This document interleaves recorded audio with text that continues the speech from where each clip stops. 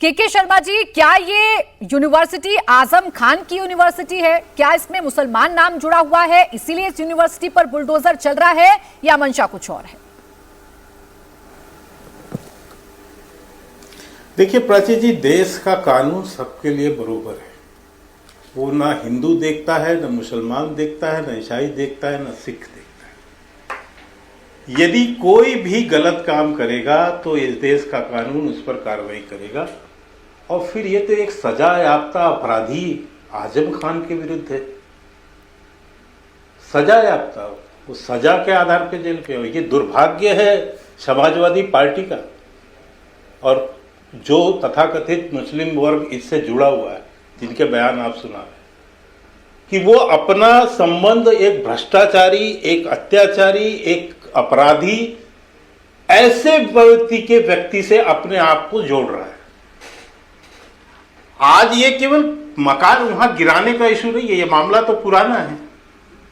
और जब से वहां पर भाजपा की सरकार है, ये बहुत पुराना भी नहीं कह सकते, ये जब अखिलेश की सरकार आई तब इसको सारी मान्यताएं वगैरह मिली, इनको लीज पे जमीन मिली, इनके अवैध कब्जे हुए, इन्होंने लोगों को धमकाया, चमकाया, लोगों को कैद कराया। ये सारी बहुत बड़ी कहानी है इसके पीछे, महज 5-6 सालों के अंदर। उस समय तो आजम खान साहब की तूती बोलती थी साहब, और मुलायम सिंह, अखिलेश सिंह, उसमें अखिलेश यादव, इनकी क्या मजाल थी कि आजम खान के आगे जो है ये सर भी उठा ले।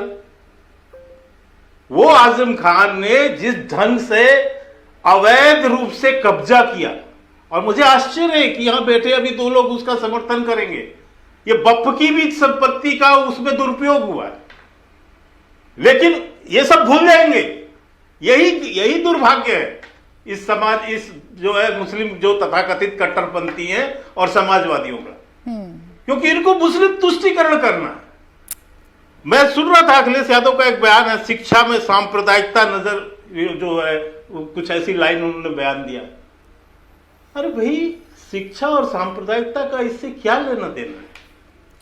ऐसा इसीलिए ना के शर्मा जी, ऐसा इसीलिए है जौहर यूनिवर्सिटी पर बुलडोजर चलाने की आप तैयारी कर रहे हैं। आप लोगों ने जांच लिया, परख लिया कि 40 में से 38 भवन बिना नक्शा पास करवाए बनाए गए हैं। अब उत्तर प्रदेश में ना जाने कितनी ऐसी बिल्डिंग होंगी जो बिना नक्शा पास कराए बनाई गई हैं। उतनी तेजी नहीं दिखती ना, और ये सरकार वो लिस्ट भी नहीं दिखाती कि जौहर यूनिवर्सिटी के बाद और कितनी जगहों पर बुलडोजर जाएगा। इसीलिए शक होता है विपक्ष को। नहीं, हजारों एकड़ जमीन प्राची जी, जब से योगी जी की सरकार आई है, जो अवैध कब्जे के हैं, आपको याद होगा कि 2017 में एक हमने अभियान चलाया था कब्जे का। उसमें बकायदा लोगों ने अपने अपने शिकायतें दर्ज की थी, उसकी जांच हुई। हजारों एकड़ जमीन माफियाओं की जो कब्जा कर रखे थे, वो अतीक अहमद हों या अन्य कोई हो, उनसे लेकर सरकार ने और गरीबों को मकान बना के दे दिया।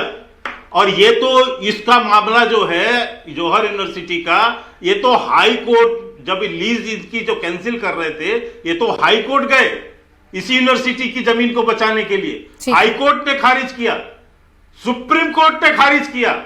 ये लगातार कार्रवाई चल रही है प्राची जी, ये कोई चुनाव देखकर नहीं है, कंटिन्यू है। ये उसी कार्रवाई का एक अगला हिस्सा है। इन्हीं सब मामलों में आजम खान जेल पर हैं, कई मामले हैं उनके ऊपर।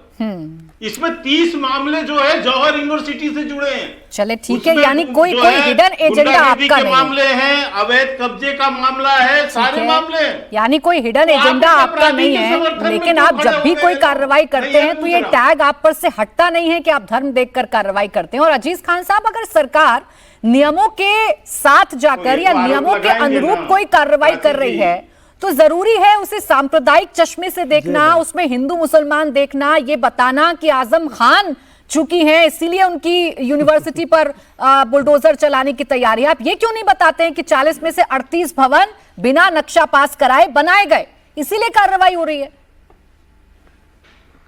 अवैध भूमि पर बने, ये भी बताइए। देखिए, एक मिनट, अवैध कब्जे की भूमि है। बोले जी। देखिए प्राची जी, एक बात आप समझिए, ये वो लोग हैं जो बात कर रहे हैं। इन्होंने ये बनाने के नाम पे कुछ नहीं बनाते, जो चीजें बनी हैं उसे गिराते हैं। एक शिक्षा का मंदिर है, जहां पर तमाम गरीब, मजलूम, दलित, अल्पसंख्यक शिक्षा को ग्रहण करते हैं और उससे लाभान्वित होते हैं। वो विश्वविद्यालय है, वो किसी का प्राइवेट बंगला नहीं है, वो आजम खान साहब का घर नहीं है। सुनिए मेरी बात, मुस्कुराइए नहीं, सच है, वो घर नहीं है। क्योंकि आप तो यूनिवर्सिटी बनाते भी नहीं, आपको बनाना भी नहीं, आपको शिक्षा से कोई लेना देना ही नहीं। देखिए, शिक्षा के लिए धरना प्रदर्शन सोनम वांगचुक जी का चल रहा है, 19वां दिन हो गया, आप पूछने भी नहीं गए, क्योंकि आपको स्टूडेंट से नहीं मतलब, आपको इस देश की पढ़ाई लिखाई से कोई लेना देना नहीं है। समझिए सर, ठीक है सर, मासा बोल लीजिए सर, प्लीज मुझे बोलने दीजिए, कोई लेना देना नहीं। हाँ, जो चीजें बनी है उसमें कमी बात करो ना, ऐसा लग रहा है कि जौहर यूनिवर्सिटी पे बात करो। अभी एक तरीका नहीं, मुझे बोलने दें सर। बोले।